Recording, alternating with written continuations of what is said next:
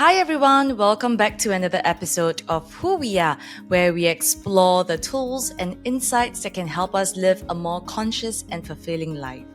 Today, I am so excited to have again our very special in-house guest expert, Joyce from the Conscious Leadership Group, who is also my personal coach. And Joyce is not only a seasoned coach, but also a thought leader in the realm of personal and professional development. In this episode, we're going to dive deep into the immunity of change model and unpacking the knowing and doing gap. Why do we struggle to make changes we know are good for us? And what keeps us stuck in patterns that no longer serve us? And most importantly, how can we bridge the gap between what we know and what we do? Welcome, Joyce. Hi, so good to be back and so excited to talk about this today. Thank you again for joining us. And let's dive deep into this. Many people want to make meaningful changes in our lives and our careers, but often find ourselves stuck. Why does this occur, and why can it feel so hard sometimes to get unstuck? Yeah, I love this question because as a coach, most clients that are coming to see me are reporting some kind of stuckness that's either happening in their careers or in their personal lives. And I think Mm. one thing that we all understand is that change is hard, but most of us don't understand enough about why it's hard and also what we can do about it to get unstuck. So, what I want to say is that as human beings, we all struggle with change, even when the promise of change is something really positive that we know will be good for us. And so, what's interesting is that sometimes people attribute not making meaningful progress or taking action towards the change that they say they want as being lazy, as being unmotivated, or not having enough urgency. And sure, there are some times that that's true, but oftentimes there's a much deeper cause, much deeper thread happening beneath the surface that we're not aware of. And so in today's podcast, I'm really excited to introduce to you this concept of the knowing doing gap and this idea that we all have immunity to change and how we can learn more about it to get unstuck. And much of this is actually based on this book, Immunity to Change, that I have right here, that's written by Robert Keegan and Lisa Laszlo Leahy. And it's a very academic book. So I'm going to do my best to just break it down in like very useful terms versus like psychology terms. And the first thing is to explain like the idea of a knowing doing gap is a Yeah. disconnect between what we know and the action that we're actually willing to take to do what we know is good for us or to move towards the Mm. change that we say is good for us. And one of the things I love about this book is in the beginning, the authors talk about 7 patients who were at-risk heart patients, and their doctors told them that they would die if they didn't make meaningful changes in their lives, if they didn't change Wow. their exercise, if they didn't stop smoking, if they didn't change their diet. Or And then just a few some habits. Yeah. yeah. And then a few months later, the doctors revisited these patients, and out of 7, only 1 made the change. So what's crazy is only 1 in 7 made the change, but all 7 were told they would die if they didn't make these changes. Mm. And so I think it's safe to assume the other 6 wanted to live. There was no lack of motivation or urgency, but it was just such a challenge to change things, Mm. even when they knew it would equal a positive outcome. So as a coach, again, that this is coming up all the time. And this happened in my own personal life. So it's very near and dear to my heart that people say they want to make a positive change. I want to start my own business. I want a promotion. I want to change my scope. I want to have more meaningful personal relationships that are conscious and not full of drama. Mm. But no matter how much I talk about what I say I want, I can't change.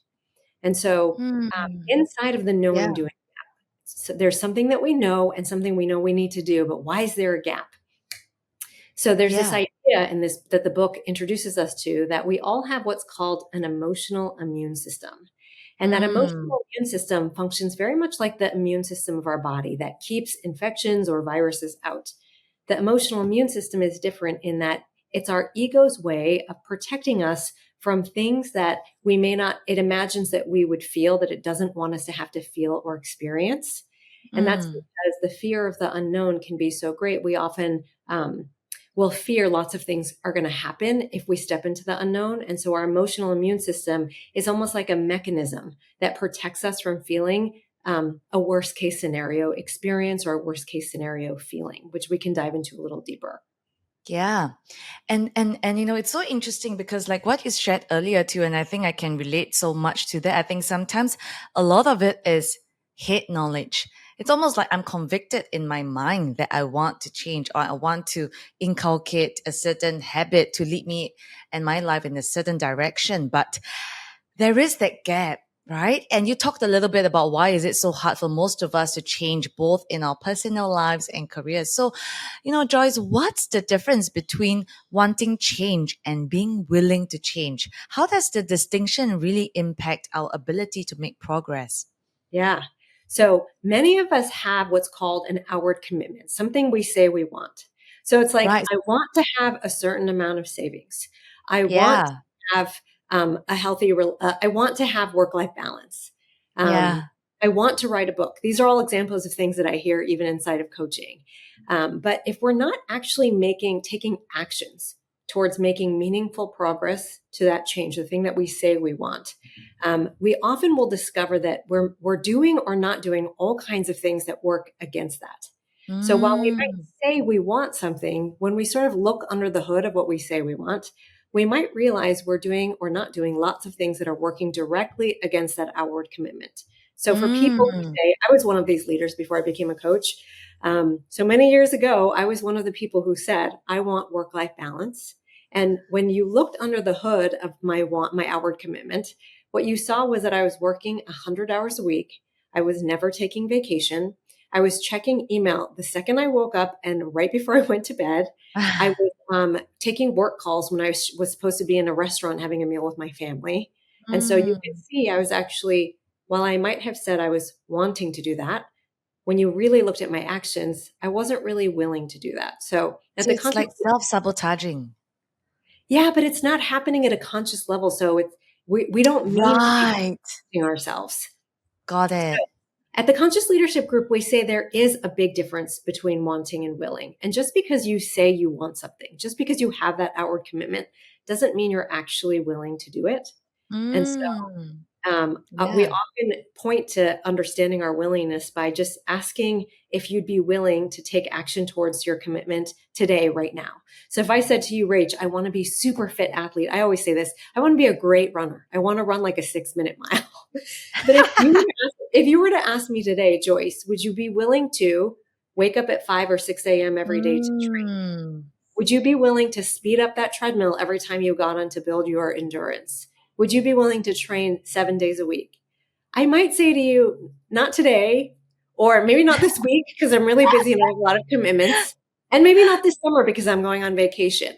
That just Yeah. tells me that while I might want to be I might want to Mm. run a 6-minute mile, I'm not actually willing to do that, not today or this summer, anyways. So good. You mentioned earlier also the concept of the emotional immune system. Could you elaborate on this and how it plays into the knowing and doing gap? Yeah. So the emotional immune system is a powerful function of our unconscious. So what I want to show you is something called an immunity map that really breaks down what's happening inside of our emotional immune systems.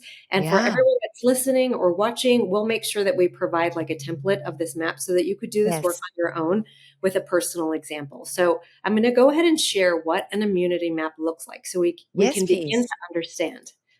What do our emotional immune systems look like? How do they operate? So for those of us who are listening, Joyce is right now sharing her screen. And so this is live on video and she's going to walk us through. Great. And so the knowing doing gap, as I mentioned before, is a disconnect between knowledge and action. The Mm-hmm. emotional immune system is a protective mechanism that lies inside of the knowing doing gap. It protects us from what our egos don't want us to feel or experience. So in this example, you'll see 3 boxes across the top of a map. The first is Mm-hmm. a box called visible commitment. It's the thing we say we want. I want to run a 6-minute mile. I want to write a book. I want to start a business. And then the box next to it is what we're doing or not doing instead that shows us Mm. whether or not we're really willing. And so if I say, I want to start a business, but I'm feeling stuck, for some reason, the Mm. business is not starting. What we might see inside of it is things that you're doing or not doing that work directly against starting a business. And then Mm. the third box is a set of hidden commitments. And so Mm. inside this third box of hidden commitments is first a worry box. And that's because everyone has a worry box. when we move towards positive change, any kind of change, there's a certain degree of unknown. And that means there's just some risk because it's something we haven't done or we haven't experienced before. So naturally, we're going to come up with some things that we're worried about. And this is our ego's way of sussing out threat or danger and keeping us safe. So oftentimes when we look at a doing, not doing list, we'll say, well, why don't you just stop doing those things? Or why don't you just do the opposite of those things? And the thing that holds us back from actually getting unstuck and becoming willing to do the thing we say we want to do is the worry box, because those worries feel so real. And when we look at all of the worries, we start to understand that there is a set of hidden commitments, which I'll explain with an example that might provide more color, that actually outrank, and our egos or our minds prioritize those hidden commitments far above the things we outwardly say we want. Wow. So Yeah. good. So good. If I may pause here for a bit. So the worry box is really kind of like some unconscious or subconscious fears, or even conscious fears that we might have, and even limiting beliefs. Mm-hmm. Yeah. All of the worries are based on limiting beliefs. And so Right. if we were to walk through an example, I think it's so easy to see with an example. Yes, let's do that. I'm going to use my own example, and then it's a work example. So I might invite you then to share like a personal example as we walk through these Yeah. top topics. Yeah. So in the first one, my visible commitments before I became a coach was I was a leader in tech before I was a coach. And for a long time, that career was very fulfilling for me. It was very satisfying. And at a certain point, I began to change. I just started to evolve, and it wasn't as fulfilling as it once was. And I wanted to do something different. I wanted to help people. I wanted to come into the world of coaching. So my outward commitment is I want to change careers to something I'm more passionate about. And if we were to pick a personal example for you, Rach, what's something that might be an outward commitment that you're stuck around, that is hard to make change around? Well, this has honestly been something that I have been struggling with, especially after giving birth to Kira, my second daughter. I think for me, I really want an outward commitment. I want to live a more active lifestyle. And basically, I just want to exercise more. Mm-hmm. Okay, great. Yeah. So I want to exercise more. I want to change Yeah. careers to something I'm more passionate about. Yeah. If we visit box number 2, there's lots of things that I was doing where I wasn't able to make that change for many years. And what I was doing or not doing instead of changing careers to something I was more passionate about is I was continuing to work for a big corporation. I was continuing to do what my family expected of me. I continued to climb the corporate ladder and chase promotions and more scope and responsibility. I was not looking for different job opportunities. I was complaining about how my job was limiting me and I wasn't able to do more of the coaching I wanted to do.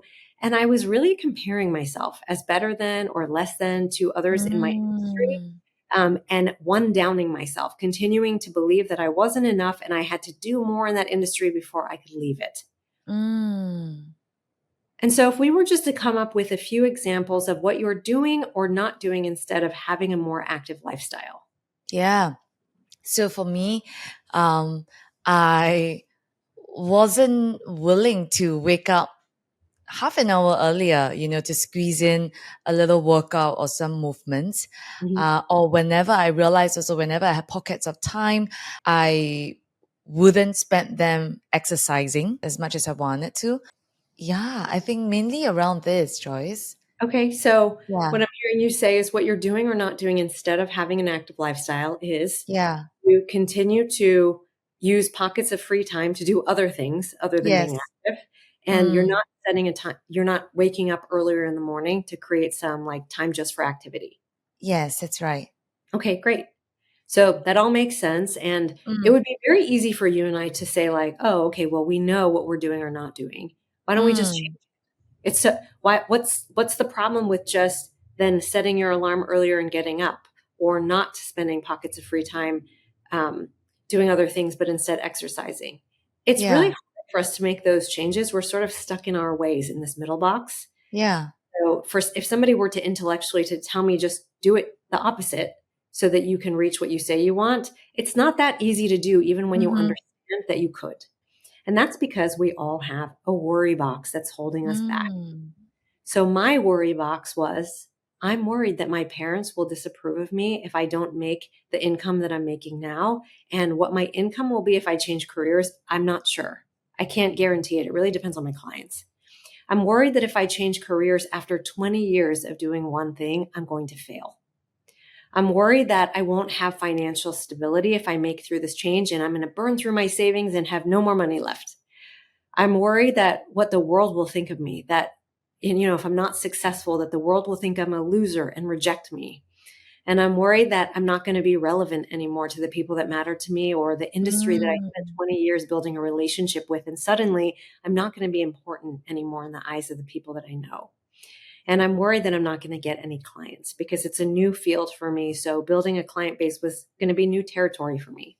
So these were all my hidden worries that were keeping it, holding me back from actually moving towards what I say I wanted and instead committing to this doing, not doing box. So Mm. what are some worries for you, Rach, if you were to be more active? I think I worry also that because right now it's between either when I have pockets of time, it's either I rest or I have the opportunity to work out or move or be active. And so for me, I worry that I don't get enough rest Mhm. if I would choose to work out because it's really either or for now. I worry that once I get started, it in my mind becomes very intimidating that I will need to keeping up with Mhm. it and being consistent with it. And I worry that I'm not able to do that. Mhm. Yeah, I think my worries are mainly around these two areas in the area of becoming more active. So we can start to see in your personal example some of the worries that are Mm, coming up. And now, when we're worried about these things, our emotional immune system begins to build a set of what we call hidden commitments. Now, these commitments commit us to making sure that the worries don't happen. And so for me, my hidden commitments are making sure that I get my parents' approval around whatever my income is so that they can right. rest easy knowing that I have a certain amount of income. My hidden commitment is staying away from a risk of failure, not even getting close to it. My hidden commitment is making sure that my current financial stability is based on like having the same income or more and not anything else from that. I had a hidden commitment to not be perceived as a loser or someone that was not important. And so I'll do anything Mm, possible not to be perceived as that. And I had a hidden commitment to being relevant and like, of course, being seen as important by those in my industry. Uh, mm, and I had a hidden commitment, I think, to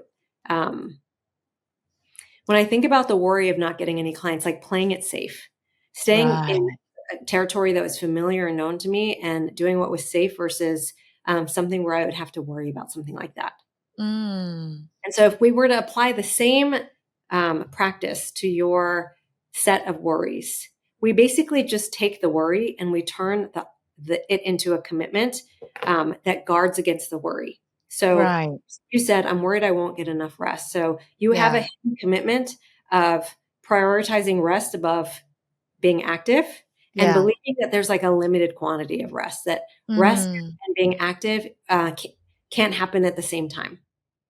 And then you have a hidden commitment to not keeping up, believing that you can't keep up like a consistent workout routine. mm, And then you have a hidden commitment to believing that if you spend time on yourself, that means you're not a good partner or wife. And so the hidden yeah. commitment is that you will do whatever it takes to be a good partner, wife, and Hmm. mother. And At that's the going to be your top expense of, priority. yeah. Mhm. Yeah. And then you also have a hidden commitment to not being perceived as selfish. Mm, So now, if these are our hidden commitments, these set of the unconscious is so powerful. These set of commitments are going to be the most important thing to our system. We're going to prioritize these commitments. They will always outrank anything outwardly that we might say we want. wow. So you can see how if this is the underlying system that's happening when we say we want change, but the worry box feels so real, so probable that a set of hidden commitments would emerge inside because of our emotional immune system that protects Yeah. us from the worry box ever happening, then you can Yeah. see how there's some unconscious, at an unconscious level, there's something that's holding us back from Yeah. creating the change that we seek, because protecting ourselves from the unknown and the worries feels like it's more important for our survival. Yeah. So this is so good because it has really, brought to light the hidden commitments, like you say, that we actually make to ourselves that is against perhaps, what we actually want to do or what we want to achieve at the end of the day. So where do we go from here and what do we do next? Yeah. So oftentimes our worries are based on stories that we tell ourselves that may not be the absolute truth. And Mm-hmm. so I think worry has a lot of intelligence. I think that as human beings, we're hardwired to perceive threat in the world. So our egos are hardwired to perceive if there's any lack of approval, safety or security, control. And it's always our egos are scanning for problems to try to prevent those problems from happening or to solve those problems. So Yeah. first, I just want to say our worries have intelligence and it's okay to like listen to that. But if it's keeping us stuck, if it's preventing the positive change that we want to happen in our lives, and instead that our hidden commitments that protect us from those worries are becoming the priority every time, what we do is we start to look at the stories that our worries are based on, and then we challenge whether or not they're really true. So if Mm. we were to look at my assumptions, my Mm-hmm. stories, these are also my limiting beliefs that held me back from changing my career. It didn't happen overnight. It took me several years to work through this. The stories I noticed I was telling myself that made my worries feel very real and very probable. I told myself a story that my parents would be ashamed of me if I didn't make a certain amount of income, or if I tried something new and maybe I failed. I told myself a story that people can't change careers in their 40s because it's too late to do something like that. I Mm. told myself a story, I'll never make enough money to support myself if I change careers. I told myself a story that being my authentic self and doing what I'm passionate about is never going to be good enough. Told myself it's too risky and I'll be an outcast. If I fail, I'll never regain my reputation. And I told myself a story Mm. that no one will value my advice or seek me out professionally. So I had to realize that my worry box was based on a set of limiting beliefs and really Mm. own up to these are the stories I'm telling myself about how the world works and my place in it, and really see how I was believing those stories as the absolute truth. And so then I Yeah. began to challenge those assumptions. And it's so important that we do that because while there Yeah. might be some truth to limiting beliefs, some intelligence to that from what we learn as we grow up in this culture, society, have the parents or family that we have, they're not usually the absolute truth. And so when I challenged my assumptions, I realized that my parents have told me they will be proud of me no matter what I do. And I've always Mm. navigated my career my way. And they've never like prescribed to me what I should do. I've always found my way and they're really impressed by that. And they want me to be happy. They have told me that. Um, Mm. when I thought about how I'll never make enough money or you can't change careers in your 40s, I thought about the example of like J.R. Tolkien, who wrote The Hobbit. He wrote it when he was 38 and he didn't publish it until he was 45. There are plenty of example of people in the world who reached success much later in life and maybe went on to be more successful later in life. And so I look to those examples instead of just believing it can never happen for me. I looked at the coaches that I was in community with, the ones who were training me, the ones that I was working with, and they had plenty to support their lives and their families. And it didn't seem like there was scarcity there. So just looking at that evidence, I Mm-hmm. saw that the more I was my authentic self at Meta, the more I stepped into coaching, into behavioral psychology, into building a conscious culture, the more I was rewarded, the more my leadership was recognized, and the more I was loved as a leader inside of that place. Wow. And so I saw that my authentic self was not going to be rejected. And then I remember that my old role and skill set, even if I did fail, I wasn't going to lose my reputation. I was taking a risk, and maybe that was a positive thing, and that the old role would always be there if I wanted to go back. Maybe not exactly at that place, but I had a set of skills that I could use anytime I wanted. And then my last challenging of assumption was I had this limiting belief nobody was going to come to me. Like no one's going to ask me to coach them. And then I just looked around at my life to look for evidence of how that's Mm. not true. And so many leaders were asking me to coach them, asking for me for Mm. one-on-one time. Um, a lot of people that were high up in their companies were reaching out to me saying, can you come train at my company? And I was getting so many of these requests that I actually didn't have enough time to be able to say yes to them because I had a full-time job. And I Wow. wasn't looking at that as evidence to help propel me towards change. Instead, I was only focusing on the negative and the risk. And then, I mean, I even looked back at my whole life, and my two sisters are CEOs, and they've been asking me for advice our whole lives. And so, even a Amazing. simple example like that showed me that this operating system of limiting beliefs that was creating all of these worries for me that felt so real, so probable, was actually not true. In fact, the opposite was more true. Mm-hmm. Joyce, personally for you, when you did this exercise on such a huge decision, Mhm. in your life, how did you feel personally after working through this entire immunity map and finished, challenging each assumption that you made previously? How did you feel after all of this? I think I felt I grew in confidence with each step that Yeah, I took forward. And I think a lot of people believe that making change into the unknown is going to be like you have to be fearless or something. That's actually not the case. That wasn't my yeah, experience.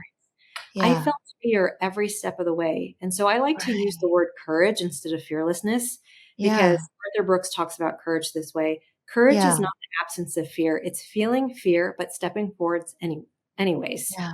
And so I did feel fear in every step, and every step that those worries came up, every step that those limiting beliefs came up, I looked at my immunity map and I challenged those assumptions so that I could start Mm, to rewire the way that I was looking at this. And as I was able to believe the opposite of my stories as just as true, if not more true than my limiting beliefs, then my emotional immune system began to relax.